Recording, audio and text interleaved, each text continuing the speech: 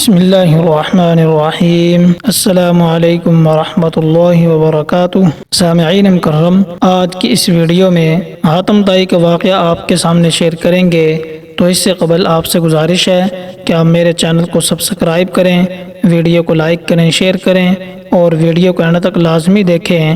جزاک اللہ خیرا۔ سامعین مکرم، حاتم طائی کوئی افسانوی کہانی کا نام نہیں ہے، بلکہ حقیقی تاریخی شخصیت ہے جو 6 صدی عیسوی میں یمن کے قبیلے کا سردار تھا۔ حاتم کا پورا نام حاتم بن عبداللہ بن سعد ابن ازم الطائی تھا۔ حاتم کی ماں نہایت دولت مند تھی اور سخی خاتون تھی، جن کی وفات کے بعد حاتم کے بھائیوں نے اس کا مال روک لیا اور حاتم پر بے شمار ظلم کیے۔ حاتم کو سخاوت وراثت میں ملی تھی، یہی وجہ تھی کہ وہ جوان ہو کر نہایت سخی ثابت ہوا۔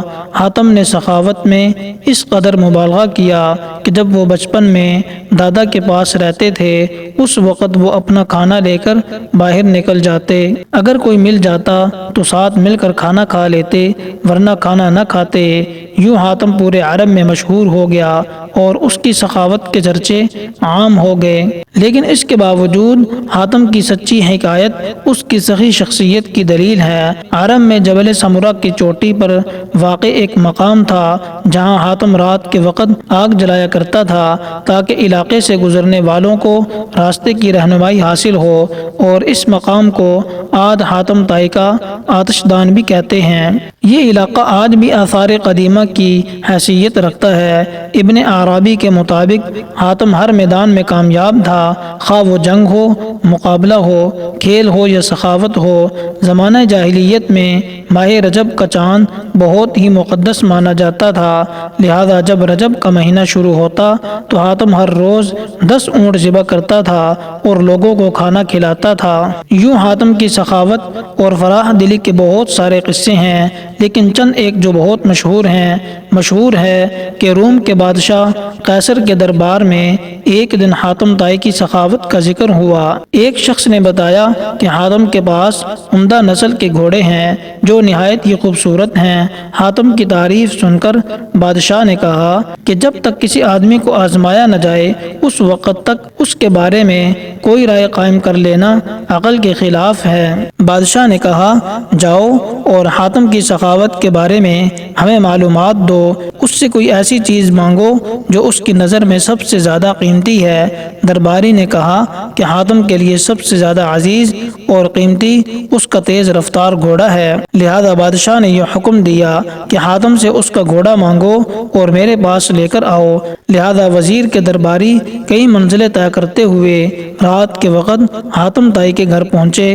جب وہاں پہنچے تو موسلادھار بارش ہو رہی تھی۔ ایسے خراب موسم میں گھر سے نکلنا نہایت مشکل تھا، لہذا مہمانوں کے کھانے کا انتظام کرنے کے لیے حاتم نے اپنے گھوڑے کو ہی ذبح کر دیا اور دسترخوان پر لذیذ بنا ہوا گوشت پیش کیا۔ صبح کے وقت جب بارش تھمی تو ان وزیروں نے کہا کہ ہمارے بادشاہ کے سامنے آپ کے گھوڑے کی بہت تعریف کی گئی ہے، بادشاہ چاہتا ہے کہ آپ اپنا گھوڑا بادشاہ کی خدمت میں بطور نذرانہ پیش کر دیں۔ وزیر کی بات سن کر حاتم نہایت ہی افسوس کے ساتھ کہنے لگا کہ وہ گھوڑا تو میں نے رات کو ذبح کر دیا تھا۔ وزیر نے کہا کہ ہمارے بادشاہ کے سامنے آپ کے گھوڑے کی بہت تعریف کی گئی تھی، یہ بات اگر بادشاہ سنے گا تو وہ آپ کی سخاوت کا بھی قائل ہو جائے گا۔ 578 عیسوی میں حاتم کی وفات ہوئی۔ حاتم کی وفات کے بعد اس کا بیٹا عدی طے قبیلے کا حاکم بنا۔ وہ 9 ہجری میں مسلمان ہوئے۔ ان کے اسلام لانے کا واقعہ بہت ہی مشہور ہے۔ عدی اپنے قوم کے سردار تھے۔ قوم پیداوار اور مال و غنیمت کا چوتھائی حصہ ان کے نظر کیا کرتی تھی۔ انہیں مسلمانوں سے سخت دشمنی تھی۔ وہ عیسائی تھے اور اسلام کو عیسائیت کا رقیب سمجھتے تھے۔ سردار ہونے کی وجہ سے نبی کریم صلی اللہ علیہ وسلم کا اقتدار ان کی آنکھوں میں کھٹکتا تھا۔ یمن کے قبیلے طے نے اسلام کے خلاف بغاوت کی۔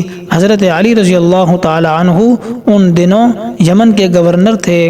انہوں نے بغاوت کو ختم کیا اور بغاوت کے لیڈروں کو گرفتار کر کے مدینہ بھیج دیا۔ ان میں عدی کی بہن صفانہ بھی تھی، یعنی صفانہ بنت حاتم، وہ بھی نبی کریم صلی اللہ علیہ وسلم کے سامنے پیش کی گئی۔ انہوں نے کہا کہ میں سخی حاتم تائی کی بیٹی ہوں، میرا باپ بھوکوں کا پیٹ بھرتا تھا اور غریبوں پر رحم کرتا تھا۔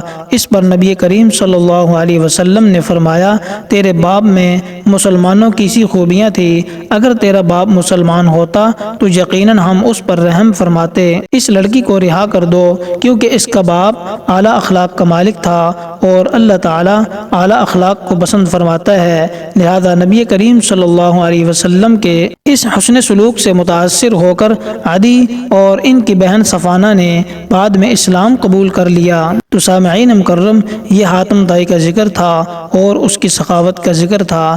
اللہ تبارک و تعالی ہمیں بھی سخاوت اپنانے کی توفیق عطا فرمائے۔ السلام علیکم ورحمۃ اللہ وبرکاتہ۔